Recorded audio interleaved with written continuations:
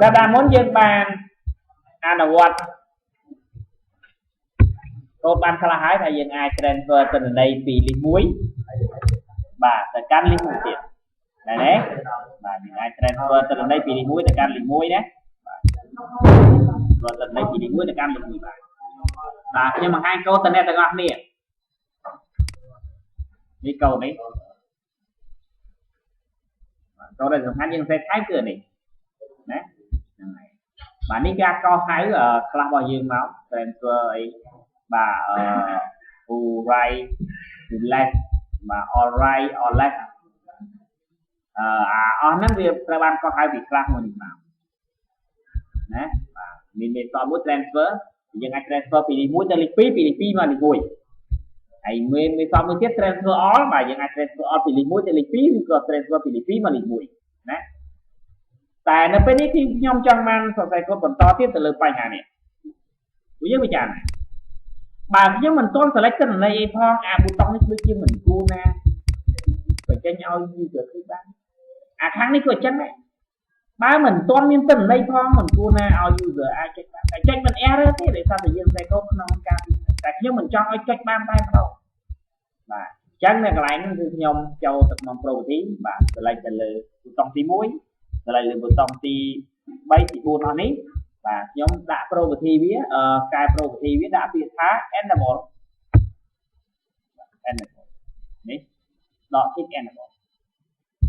ណាបាទព្រោះឯវាក៏ពិតទៅចូលទៅក្នុងដែរអញ្ចឹងទូថាឲ្យវាប៉ោងវិញនៅពីណាចំពោះប៊ូតុងមួយនេះឲ្យតែហ៊ានចុច select ទៅនៃប៊ូតុងនេះត្រូវប៉ោងបាទអញ្ចឹងយើងមាន event ក្នុងការអសេselect លើ list ទី1 right click ចូល event list selection check គឺថា event នេះនឹងដំណើរការនៅពេលណា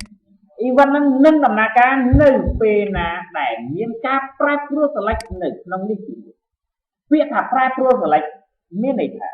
យើង select ក៏វាដំណើរការយើង deselect ក៏វាដំណើរការណាហ្នឹងអញ្ចឹងមានន័យថាពេលដែល select យើងនឹង deselect អីយើងនឹងចាំបាច់ឲ្យប៊ូតុងនេះវាប៉ោងឬក៏វាខ្ញុំមិនសរសេរកូដនៅក្នុងនៅក្នុងវិធីខ្ញុំសរសេរកូដនៅខាងក្រៅហើយយើងមានអាហ្នឹងហើយយើងសរសេរកូដនៅខាងក្រៅយើងនឹងកោះហៅវាចូលមកក្នុងវិញ public static void select ប៊ូតុងបាទយើងត្រូវការargument អីខ្លះ argument ទី1ដែលយើងត្រូវការគឺ list argument ទី2ដែលយើងត្រូវការគឺប៊ូតុងបាទអញ្ចឹងយើងដាក់មក j list list បាទ list នេះមិនសំដៅលើ list 1 list 2ទេ list ណាក៏បានដែរប៊ូតុង j ប៊ូតុងទៀមអំពីណាខ្ញុំដាក់លក្ខណៈ ប្រសិនបើ list.is selection empty បើ list.is selection empty មានន័យថា list ហ្នឹងមិនមានការ select សោះបើ list នោះមិនមានការ select សោះខ្ញុំឲ្យប៊ូតុងហ្នឹងវាក៏ពិត cmd.set enable for ទុយទៅវិញ cmd.set enable អានេះគឺខ្ញុំអត់ focus ទៅលើ list ទី1ឬ list ទី2ទេហើយប៊ូតុងនេះក៏អញ្ចឹងដែរអញ្ចឹងយើងអាចកោះហៅនឹងយកមកប្រើបាន select ប៊ូតុងបាទឥឡូវខ្ញុំនឹងកោះហៅវាតាមរយៈ class transfer item dot selection ប៊ូតុង list 1វាពាក់ព័ន្ធជាមួយទៅនឹងប៊ូតុងមួយនេះមែនទេប៊ូតុងមួយណាឈ្មោះអី full right ណាអញ្ចឹងខ្ញុំដាក់មក full ចឹងហ៎អានេះដូចគ្នានេះចំពោះប៊ូតុងនេះណានេះដូចគ្នាលុះត្រាតែមានការ select ក្នុង list ទៅបរិបោកដែរចឹងហ៎បាទអញ្ចឹងខ្ញុំ right click លើ list ទី2វិញevent list selection ណាដូចនេះក៏ហៅ transfer item not select ប៊ូតុង list ទី2តែជាមួយទៅនឹង full left ណា นี่hai chịทำvào do này dương tay cô nó thành cái vậy nhưng mình chia ba đó nhưng mình chia bán là càng nghĩ đây là điểm nhưng thằng lạnh thì vào mấy nhóm đi lạnh thì nhóm thằng lạnh vào nhóm trend cơ tên là này vật bà đã đấy bà nhóm phạm thằng lạnh đi với nữa tới bà đi vào đi từ lạnh cho mình nữa vật cho mình nát là ngày chắc dương tiên ti ao bù tổng ai ta bán từ tam cả là thì ta đã thành vậy nè chân từ bù tổng đấy như thế bà này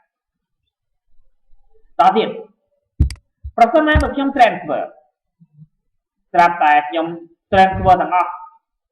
មកនេះឆាប់អានេះគួរតែទៅពិតមែនទេពីព្រោះអស់ទិន្នន័យទៅហើយមិនចឹងអស់ទិន្នន័យទៅហើយតែពេលដែលមានទិន្នន័យនៅក្នុង list C2 នេះអានេះវាគួរតែប៉ោងមែនវាសង្កេតមើលអានេះគួរតែប៉ោងvì cú tẹp bao tụ bay chìm viên trăm tại ngôi chân ở đây cái đó có cái tẹp bao này cú bụt tống này thì họ là nhiều nguyên chân đây phần này và anh ấy cú tẹp bao mình chẳng ấy và chắc bây đây dân thân mình dương tới tam bây giờ chân đấy nhưng mà lại mối phớn nhưng ta ca mình bụt tông phi bụt tông thì mối nó bụt tông thì mối ở đây bụt tông đi ai cặp bất luôn ra tại chân ở đây tại bụt tông đi với trăm bắt lên tẹp bao này cả chẳng dừng từ cài câu nữ nóng transfer nè giờ mình transfer tình đấy thì lý mũi từ can lý phi chứ nhưng mà thay nào vì mình từ bút tông chê bút tông full right và chê bút tông full left nè và cái lái nó cứ dư chặt vào đại và dự tay cốt chặt mạnh full left dot set enable ឲ្យទៅជា true ហេតុអីបានជាយើងឲ្យវា true ព្រោះយើងពិចារណាមើលថានៅពេលណាដែលទិន្នន័យត្រឡប់មកលេខ1នេះអានេះត្រូវតែប៉ោងទោះបីជាយ៉ាងម៉េចក៏ដោយមួយទិន្នន័យក៏ដោយក៏ត្រូវតែប៉ោងដែរណាហ្នឹងហើយតែអានេះវិញក៏ពិតលុះត្រាតែទិន្នន័យក្នុងលេខទី1មិនមានអស់ទិន្នន័យការឯកប្រសិនបើម៉ូដមួយមានន័យថាលេខទី1 dot get size បាទស្មើ0បាទទំហំគឺអស់ហើយអស់ហើយធំហើយតែខ្ញុំឲ្យ full អានេះមិន full ទេព្រោះ all right ឥឡូវយើងចូលដាក់ឈ្មោះដាក់ទាំងតា set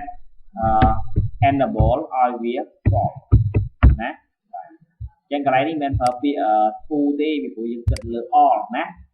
all right all right ណាបាទ control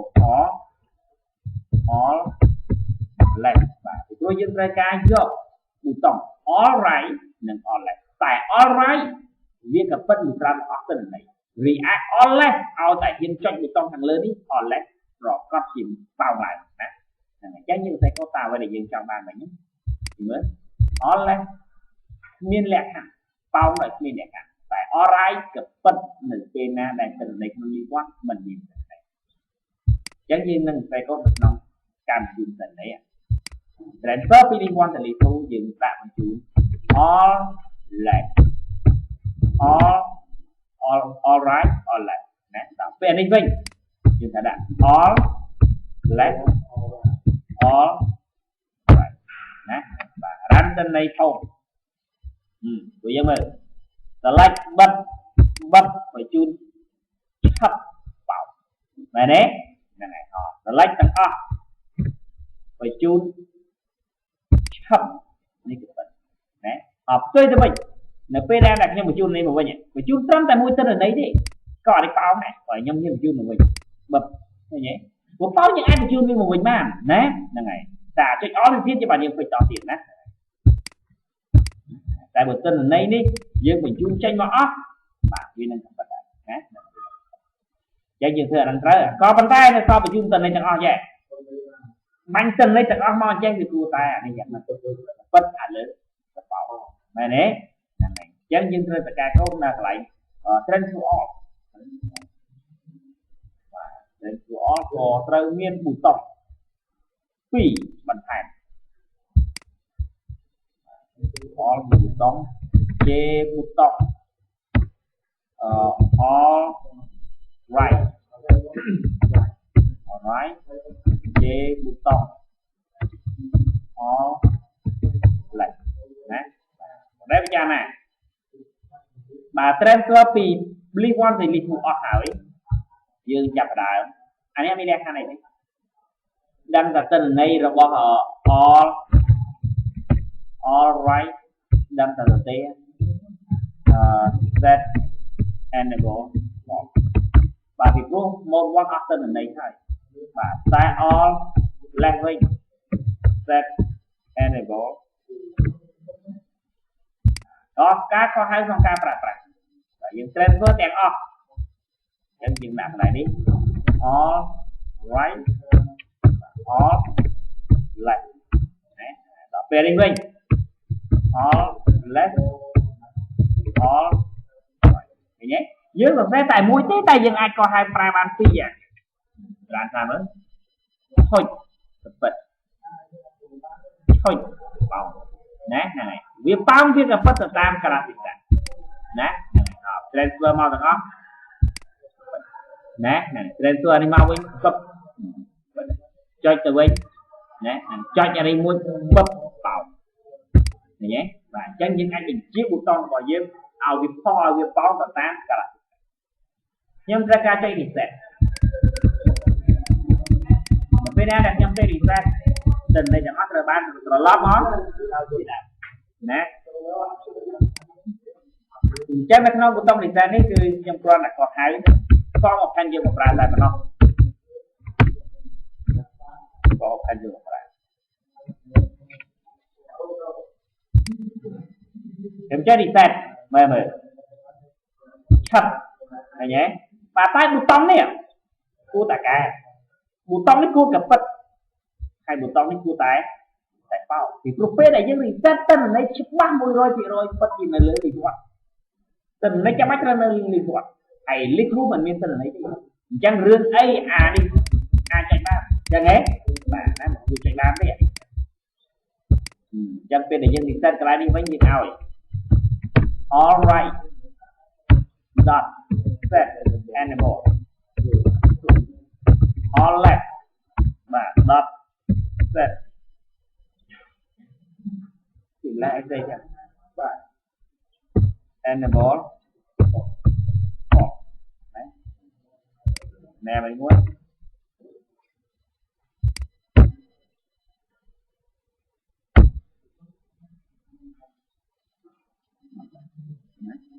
បានណាទៅពឹបជូនមកបឺចឹងហ៎បាទ reset ឆាប់ឃើញទេទោះថាអានេះវាក៏ពិតវាសាកសពវាសាកទិន្នន័យវារបៀបអានេះក៏ពិតត្រូវតែសារតែយើងមិនដល់ឆ្លៃអានេះវាគួរតែបោកពីព្រោះវាអាចចែកបានចឹងហ៎គេយើងពិតជាអាចនិយាយទៅបានណាតោះអ្នកទាំងអស់នេះត្រូវធ្វើតាមអ្វីដែលខ្ញុំបានគុណឲ្យដូចរបស់ខ្ញុំបដិខាតដូចពេលដើមមក